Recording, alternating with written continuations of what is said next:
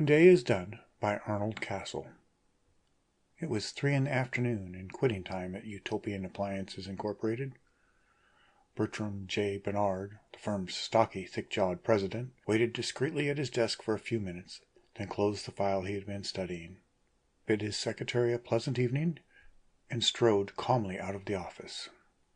He did not want to appear eager, and succeeded superbly in that. Joining several junior executives, he conversed genially with them as they descended to the rapid transit floor.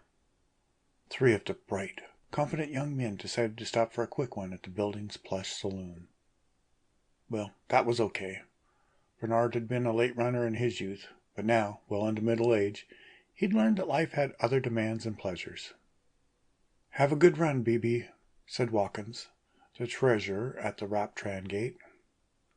"Gloria's coming in on the 3:30, and we're going to dinner and then some musical or other she's been dying to see."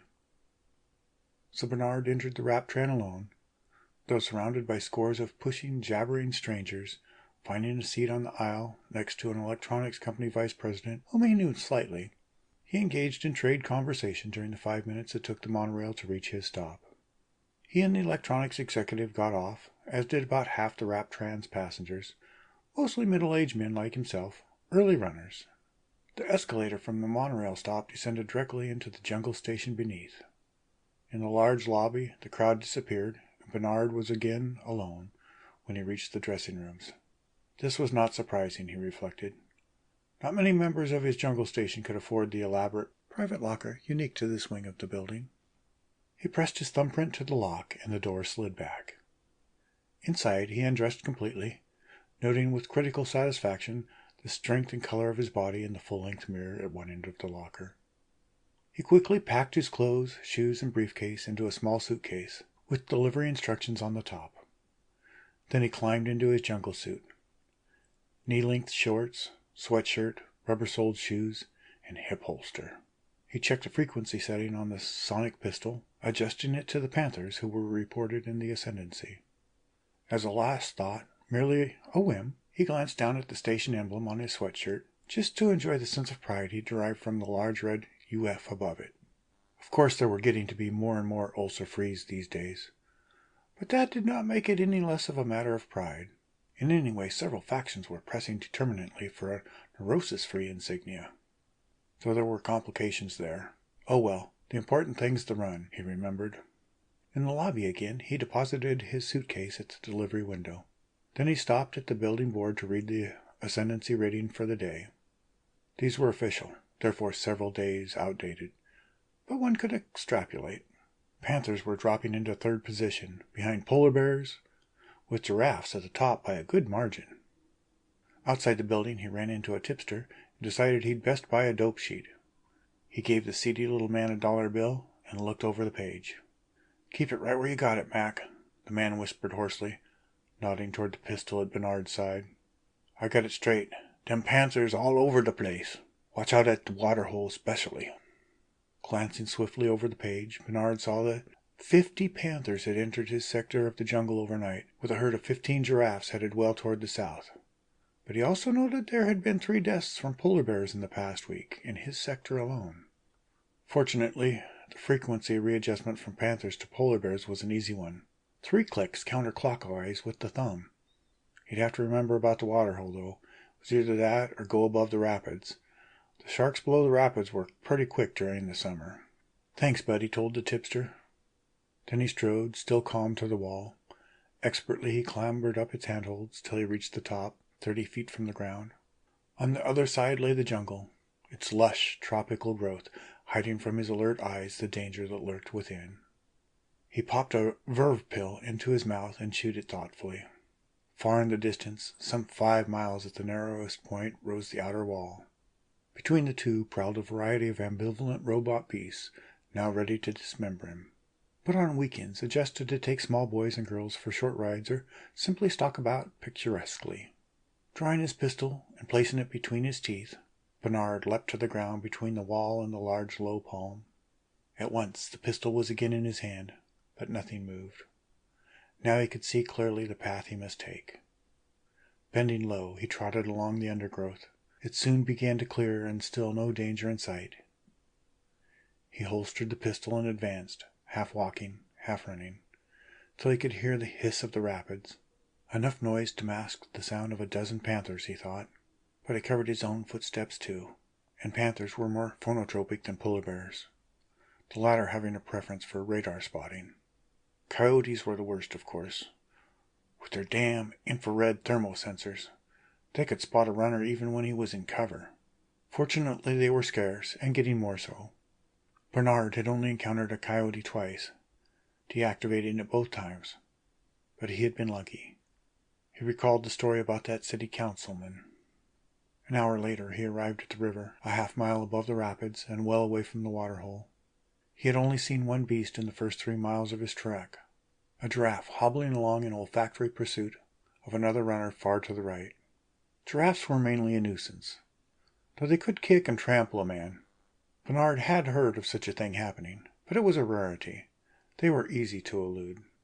He crossed the river on a long raft he found, which had evidently been rigged to dump him in about halfway across. At least he'd got that far on it, he told himself, as he struck out for the shore. For one horrible moment, he thought he detected a shark upstream, but it was merely the shadow of a large palm leaf. He had a strong, insensible fear of sharks. A mile farther found him crawling over the rocky ground as the growls of panthers reached his acute ears from behind a ridge of brush. If they heard him, they ignored him, perhaps more interested in other quarry. His knees and arms were scraped, but not bleeding, and at last he was able to get to his feet to make better time. It was then that he heard the girls scream. No regulations in the rulebook discriminated against women becoming runners, but only a few of the millions who worked at offices and plants in the city did so. Also, there was nothing in the code about helping other runners.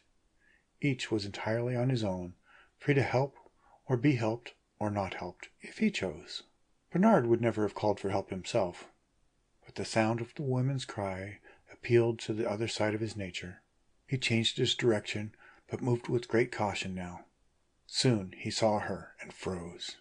She was clad as he, different sector emblem, but the same proudly borne UF on her sweater.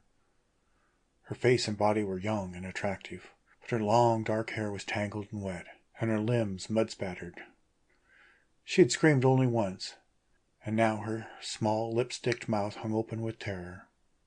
Backed against a tree, she gaped in horror, waiting as 3 panthers approached from as many directions. Her sonic lay on the ground outside the circle. It was obvious that she was finished if Bernard did not assist her. Raising his hand till the pistol sight was where he wanted it, he modified the angle adjustment till all of the animals were within its range. Then he depressed the trigger several times. 2 fell, and the 3rd animal leaped at the girl, but she twisted around the tree, and Bernard picked off the panther as it readied itself for a second spring. At once the girl dived for her pistol. Proper response, Bernard thought approvingly. Then she ran toward him and threw herself against him, breathing deeply in that position for several moments. Bernard felt strongly the strength and zest of youth as he held the girl in his arms. Then they turned and walked together to the outer wall, which was less than half a mile away. There was no danger from the deactivated panthers, which would remain out of commission for half an hour, so they had no reason to hurry. Bernard helped her climb the wall, though she seemed quite adept at it herself. On the other side they emerged upon the street. Across the street lay the acres and acres of homes, which were the city's eastern suburb. "Oh, it was just horrible!" the girl finally cried. "All at once they sprang from nowhere. I tripped, and my sonic fell out of my holster. I'd be dead if it weren't for you." "Very true," Bernard agreed. "You'll be more careful in the future, I hope." "If only I could thank you in some way. I owe you so much. My apartment is just up the next street, only a few blocks. Wouldn't you like to stop in for a drink?" "I'm sure you're as tired as I." But Bernard declined. He walked her home, then continued on, unaware of the envious glances of young children as he passed, unaware of other runners, early runners, middle-aged men like himself, also walking the streets, wearily but not stooping, not frowning. How good a warm shower would be, thought Bernard, as he entered the last mile. His wife would probably want a drink, so there would be that too, and dinner. He was hungry. Ulcer-free and happy, he walked the last mile in contentment. The office was something that had happened long ago. would happen again tomorrow, but could never invade his thoughts that night, and he knew exactly how his wife would greet him at the door. "Hello, darling, how was the run?" she asked, kissing him as he came into the house.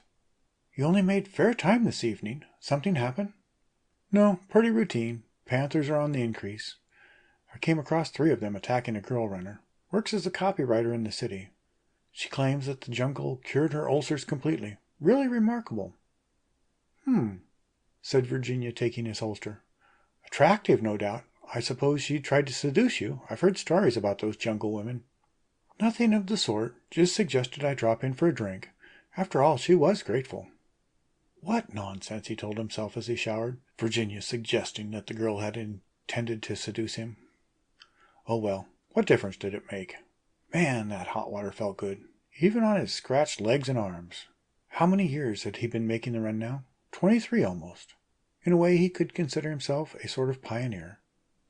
And to think that the only reason he had started jungle running in the first place was to please a supervisor. These days, everyone did it.